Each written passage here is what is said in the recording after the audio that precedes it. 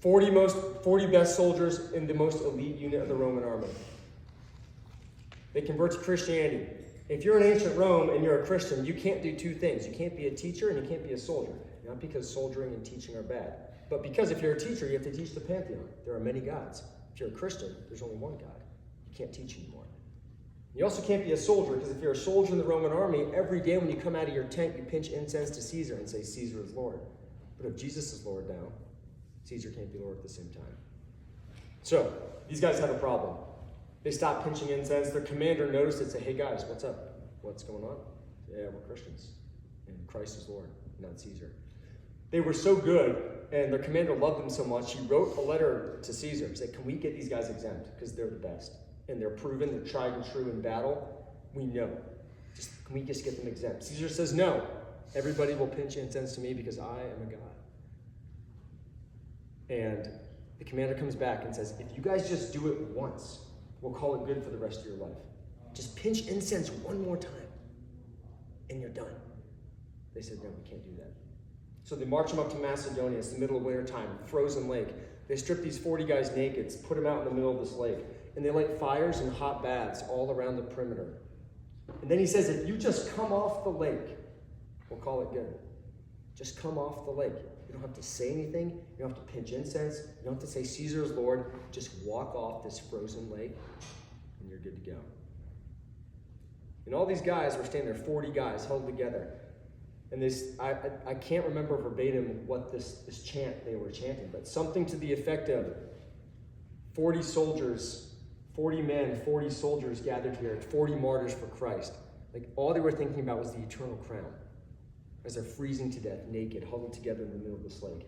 At some point in the night, one guy breaks. He runs out, runs to the hot bath, he jumps in, dies instantly. The centurion guarding that bath was so moved by what was happening. He's like, just imagining what he was thinking. He's looking out at these guys, like, man, these guys are willing to die for this. They must really believe this. They're willing to die for this. They must know something I don't know. So he strips down and he joins them. And so the number remains 40, and they all freeze to death that night.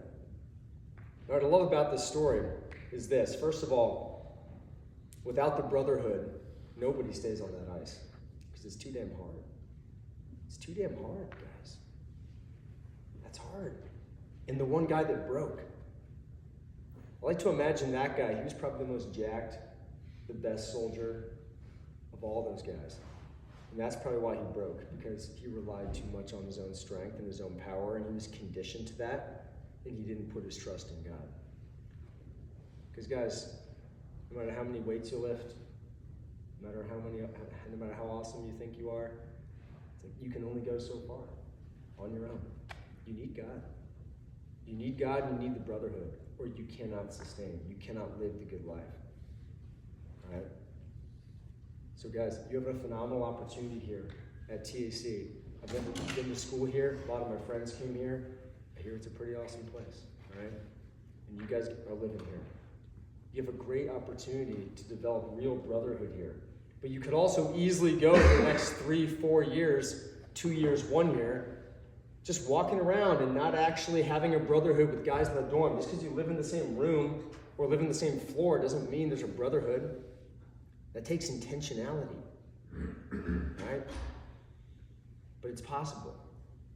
But man, when you guys get that, where you can go, where God can take you, is incredible.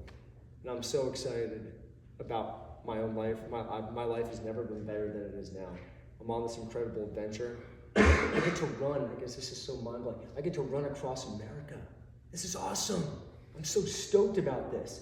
And the reason why I'm stoked about this is because I get to come while I'm running. Running sucks, by the way. But 35 miles a day is not fun. It's hard. It's really hard.